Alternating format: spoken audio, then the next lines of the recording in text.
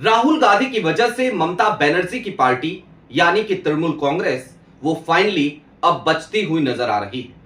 आलम तो ये हो चला है कि मोदी जी का हर दाव वो उल्टा पड़ता हुआ नजर आ रहा है और ये जो बागी सांसदों का गुट है इनके पास नंबर पूरे हैं कि नहीं है, अब इस पे भी क्वेश्चन मार्क, प्रश्न चिन्ह लग चुका है। भारतीय जनता पार्टी आज की तारीख में जितना ज्यादा खुराफात कर रही है, दरअसल वो उतना ही ज्यादा राहुल गांधी को और कांग्रेस को मजबूत बना रही है। कैसे बची है टीएमसी, क्यों लग गया है बागी सांसदों के गुटों पर आज की तारीख में नंबर पूरा है कि नहीं है, इस बात पर एक प्रश्न चिन्ह। और सबसे बड़ा सवाल तो ये कि भारतीय जनता पार्टी जिसने नारा दिया था कांग्रेस मुक्त भारत, आज की तारीख में वो भला कांग्रेस को मजबूत कैसे कर रही है। सारी बातें जरा विस्तार से करेंगे, जरा विस्तार से इन तमाम सवालों का विश्लेषण करेंगे।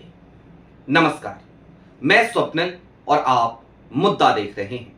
दोस्तों आगे बढ़ें उससे पहले वही छोटी सी अपील। मुद्दा इन दिनों एक गंभीर आर्थिक संकट से जूझ रहा है।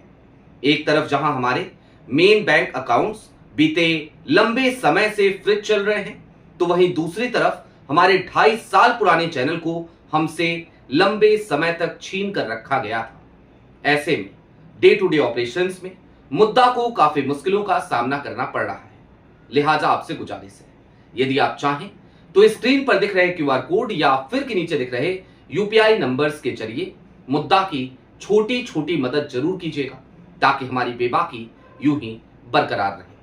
अब आगे बढ़ते हैं और जरा सिलसिलेवार तरीके से समझने की कोशिश करते हैं कि ये भैया गेम चल तो रहा है तो क्या चल रहा है। दरअसल तृणमूल कांग्रेस के तमाम सांसदों ने, जो बागी गुट के सांसद हैं, उन्होंने स्पीकर ओम बिरला से मुलाकात करी। दावा कितने का किया गया था? 20 सांसदों का, लेकिन पहुंचे कितने? कुल 17 सांसद। हालत यह हो गई कि जो ओम बिरला साहब को अब दस्तखत दिए गए हैं वो भी मात्र 17 सांसदों के ही हैं। अभी भी अगर इन्हें अपने सांसदी को बचाना है, डिस्क्वालीफाई नहीं होना है, तो इन्हें 2 और सांसदों की जरूरत पड़ेगी। क्या 2 सांसद बागी गुट के पास नहीं है? ये एक सवाल है। दूसरी तरफ अब तृणमूल कांग्रेस बच कैसे गई, ममता बनर्जी की पार्टी राहुल गांधी के साथ आते ही बच कैसे गई, जरा इस बात को समझिए। तृणमूल कांग्रेस के ये बागी सांसद पहले क्या कह रहे थे? हम असली टीएमसी, वही वाला गेम जो गेम शिवसेना के साथ हुआ, वही गेम जो गेम एनसीपी के साथ हुआ, लेकिन ममता बनर्जी के साथ अब वो गेम होता हुआ नजर नहीं आ रहा है, क्योंकि national citizens party of India NCPI में बागी सांसद विलय कर रहे हैं। यह फैसला लिया जा चुका है। अब ये एनसीपीआई के बारे में भी जरा थोड़ी बहुत जानकारी आपके पास होनी चाहिए। एनसीपीआई कोलकाता में बनी, लेकिन उसने पहला चुनाव साल 2023 में त्रिपुरा में लड़ा। वो अभी तक का उसका पहला और आखिरी चुनाव है। त्रिपुरा में सिर्फ 2 प्रत्याशी ही इसके चुनाव लड़ सके। 7 सीटों पर चुनाव लड़ने का इसने ऐलान किया था एनसीपीआई, लेकिन 7 में से 4 पर्चे तो इनके रद्द हो गए और 1 नामांकन वापस हो गया, यानी कि सिर्फ 2 सीटें। और जिन 2 सीटों पर त्रिपुरा में इस पार्टी ने चुनाव लड़ा, वहां पर आलम यह कि इसे कुल 1093 वोट के आसपास ही मिल पाए। कहीं 822 का जिक्र है, कहीं 1093 का। सबसे ज्यादा आय के जिस प्रत्याशी को वोट मिला वो वोट है 563 और वो 5वें नंबर पे आए थे। यानी कि अब इस बात को भी आप समझ लीजिए कि जो पार्टी आज तक 20 लोकसभा सीटों पर चुनाव भी नहीं लड़ी, अब उसके पास 20 सांसद होंगे। ये कह रही है आज की तारीख में टीएमसी की बागी गुट की जो नेता हैं उनका यह बयान है।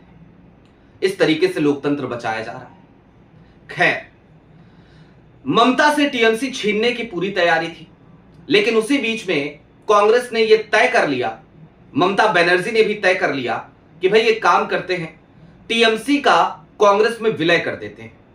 और विलय करने की जैसे ही खबर आई, उसके बाद से बागी सांसदों के गुट में हंगामा मच गया। हालांकि आज की तारीख में ये जो नया वाला विलय है एनसीपीआई में जाकर के जो इन्होंने किया है, इसको भी चुनौती देने जा रही है तृणमूल कांग्रेस। और स्पीकर को तो चिट्ठी अभिषेक बनर्जी ने लिख भी दी है, कीर्ति आजाद और सागरिका घोष ने जाकर के वो चिट्ठी स्पीकर ओम बिरला को सौंप भी दी है।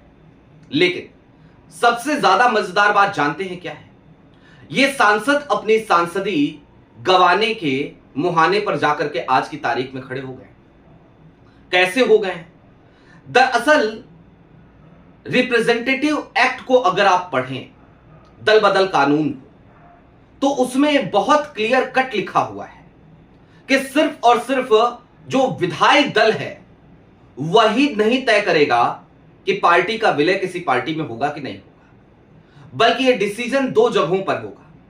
पार्टी ऑफिस में भी होगा, पार्टी के जो पदाधिकारी हैं वो भी डिसाइड करेंगे कि हमें किस पार्टी के साथ जाना है, किस पार्टी के साथ विलय करना है। जब तक पार्टी डिसाइड नहीं करेगी तब तक विधायी दल अपने मन से यह तय नहीं कर सकता कि हमें किसी पार्टी में जाकर के विलय करना है। और यह बात सिर्फ और सिर्फ दल बदल कानून की नहीं है।